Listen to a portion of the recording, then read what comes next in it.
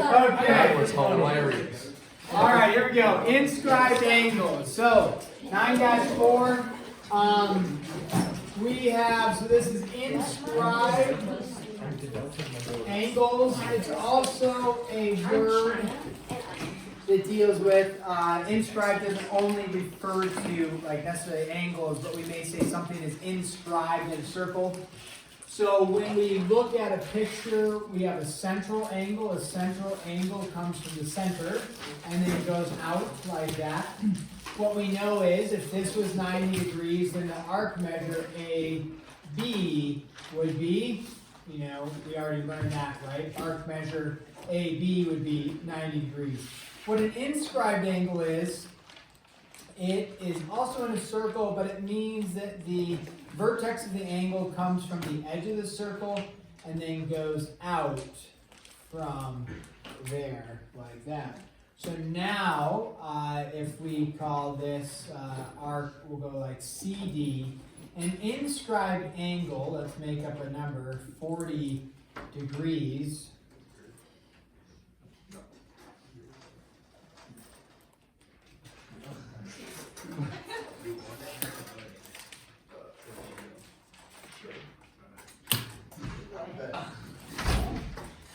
Nice, you got a sweatshirt? Yes, I do. Amazing how like people can communicate through wants and nods.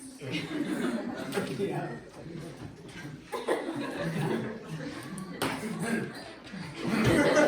And then also there's an exchange and an understanding of like the sweatshirt is Kipper's and he will keep it. Yes. Yes.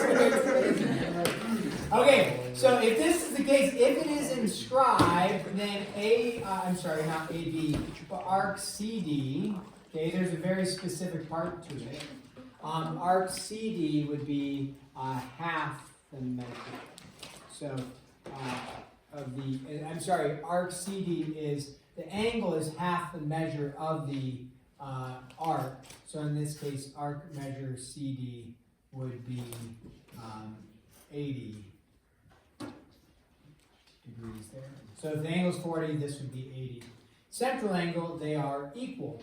Now you also, when we have a, let's say a circle, and we say, hey, a quadrilateral is inscribed in a circle, what that means is, a quadrilateral has 4 sides, it means that the edges are all inside the circle like this, okay?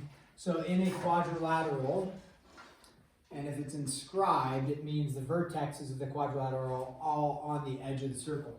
And if you look at that inscribed angle, this is also an inscribed angle, so on and so forth. So that is also something that you should know for that.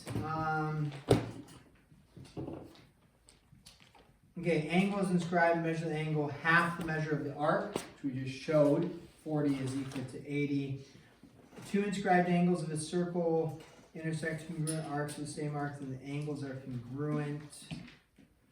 A quadrilateral is inscribed in a circle, and the opposite angles are supplementary. Okay, this one, since I have this right here, if you have this inscribed, what we would know is that we'll call this theta, we'll call this alpha, and we'll call this x, and we'll call this y, let's say.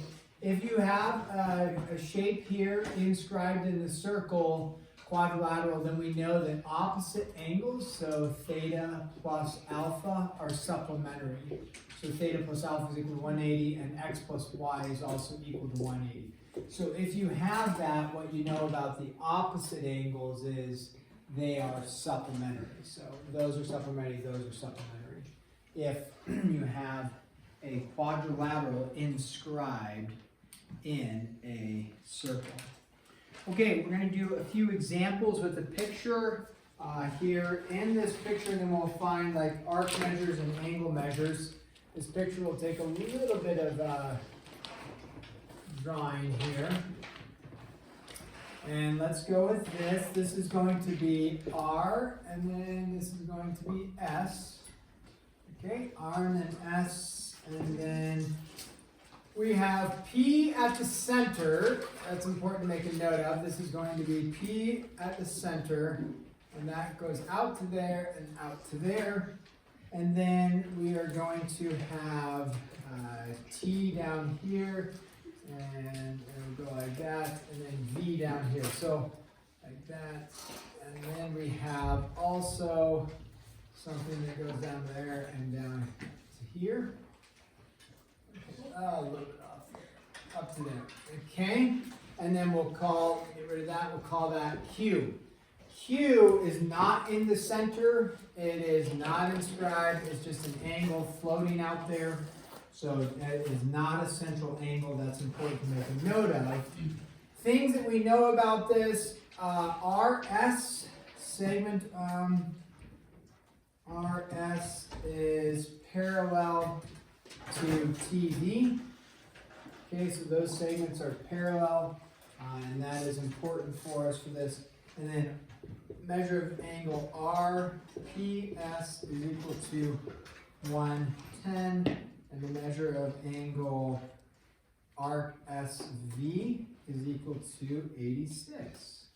Okay, so SV is 86. Make sure we have all the info that we need. 110, and then we also know that RS is parallel to TV. Anytime you have parallel lines, and we've covered this quite a bit in here, you have a parallel and you have a parallel, even if we don't see it, like in this case we don't see it as distinctly, but when they're cut by anybody remember the name of that word? Transversal, right? Then we have lots of things happen, like alternate angles are congruent, consecutive interior angles are equal, are supplementary, equal to 180, corresponding angles are equal. So if I have a parallel and they're cut by transversals, that can be helpful for us. I should have drawn this one a little better. They all intersect at the same spot. There is a little gap here and here, right? So gap. There's three like that. Okay, so now let's answer some questions if we can. Number one, the measure of arc, RS. We're going to start with that. And then we're going to go the measure of angle SRV. We're not going to do all the ones that the book has just because there's 18 of them. We're not going to take that much time, but we'll get the general pulse of what we need to do because you'll have one like this in your homework. And then we'll go measure of angle SDR and the measure of angle RTV. Okay, let's start with those few. Make sure we can answer those up to RTV, and then we'll go from there. So things we can also, I mentioned as we're getting ready to go through this, I mentioned parallel lines cut by a transversal angle measures happen. Also something to make a note of is that with parallel lines, in a circle in this case, or parallel segments I should say, this segment to this segment being parallel, if RS is parallel to TV, which it is, what do you think you know about arc RT and arc SV? What would you guess about those if these ones are parallel? Well, if they're parallel, what would that force arc RT and arc ST be? Equal, yeah. And that's going to be the case. Those are going to be equal. So make an additional note to that. So, okay, let's go with RS. Let's start with arc RS. Let's fill in actually RPS. So let's go to this R to P to S is 110. So we'll put 110 degrees there. What do I know arc RS is? Well, really critical. P is what kind of angle? We either have central or inscribed, right? Or a neither. But P is the center, right? So the central angles and their arcs are equal. So if RPS is 110, RS is 110. Okay. Then we want to go from S to R all the way down to V. Important to make a note, because sometimes it may be hard to see, this angle right there, that's fine, but there's an extension part right here, an additional part. So we can't just say, yes, this, well, maybe we can make a note of this. What kind of triangle, backtracking just a second, what kind of triangle is going to be formed with what I'm making to that dotted portion right there? What kind of triangle is that? Well, we know it's 110, right? What kind of triangle is this? It's obtuse, right? But isosceles. How do I know it's isosceles? Definition of isosceles, at least two sides the same. What sides are the same? Radius and radius, yeah. Right, so you have to be able to recognize some of those things and say, okay, nice. If that was the case, you could find this angle measure, right? Because isosceles means the base angles are the same. But finding that angle measure does not find S to R all the way down to V, because it also entails this little part. But what we do know is that S to R to V intersects arc SV. That's what they're looking at. Arc SV, do we know anything about arc SV? Sure, what is it? 86, they already told you that. And we come back over here, arc measures, maybe should be distinguished, sorry, the 90 was supposed to be represented up there like that. So let's focus on here. Arc measures compared to the angle are double, or the angle is half of the arc measure, however you want to think of it. So if our arc measure is 86, what do I know my angle measure is? 43, half of 86. So where are we getting the 43? It's half of 86.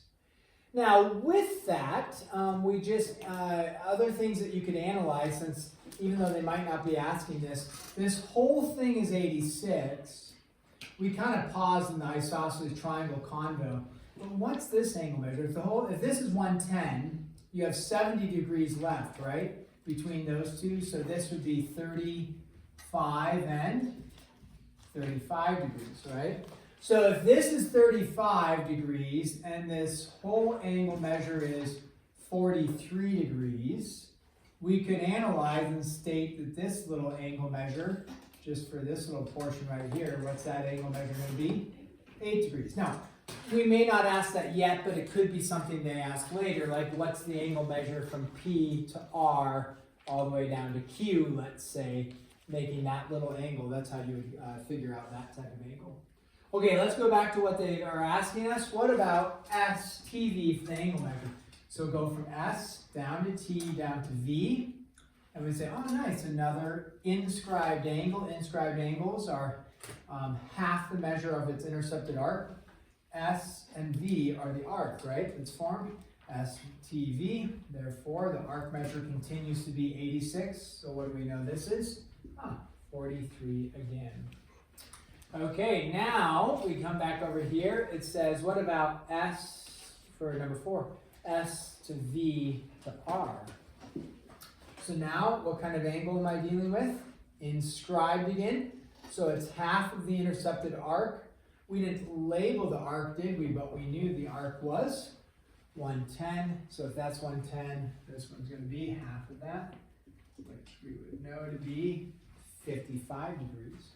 We also stated earlier but didn't write, because we didn't write the measure yet. If this is 86, what do I know this arc measure is? 86. Okay. What do I know this arc measure is? How do I go about that, even though we're not asking that question yet, but eventually they would? What do I know that arc measure is? How many degrees in a circle? 360. 360, right? So we've got 110, we've got 86, we've got 86. And then whatever's left over to get us to 360. So what's left over there? You got somebody coming up with it for us. 78. 78? Okay, so 78. Common error for this one with the 78, common error, is to consider Q as a central angle and to say the measure of angle Q is 78 because this is 78. Not true, because Q is not a central angle. The way you would find Q, because it's not a central angle, it's not inscribed, is you would have to try and find this angle measure, which, did we already find out what this angle measure was? Sure, because it was inscribed and it went to V and it went up to S, and therefore we said, oh, that's 43, and then we analyzed RVT, I believe, was one of the ones we had to do RTV. I'm being myself backtrack. Did we figure out what S? Yeah, STV was 43, and then this one, I don't know if we ended up finding SRV. That was 43 in there. Well, we didn't find that one yet, but we could get there. Okay, last one for what we're doing, RTV. So you go R for angle RTV, you go with R, all the way to T, all the way out to V, right? So again, inscribed angle measured, and you look at the arc measure form from R to T to V, and the arc measure is going to be that whole thing, which is 110 plus the 86, which is 196, and then half of 196 is 98, so this one's 98. All right, and then you just keep going from there. There's 18 of these questions that they ask about all these different angles in there. We're not going to go through any more for that, but that's the concept. And you can see we've answered lots of additional little pieces of information for that, and pointed out the errors that Q is not the center, right? So don't make that error and call that 78 from there. Okay, so we're going to pause there. There are some other ones that reference, which I'm not covering right now, but they represent, they reference this concept of opposite angles with a quadrilateral. Opposite angles are supplementary, and so you'll need to make a note of that when you get to numbers like 36 through 43, which I think you have to do some of those for your homework. MCA, I don't know, we analyzed tennis team, I think was on Thursday, right? And so we didn't want to put the MCA on Thursday, and so we talked about doing the MCA, not today, obviously, but tomorrow or Wednesday. I thought we said Wednesday, is what I was remembering. So Wednesday MCA as a reminder, and then no school on Friday. Very good.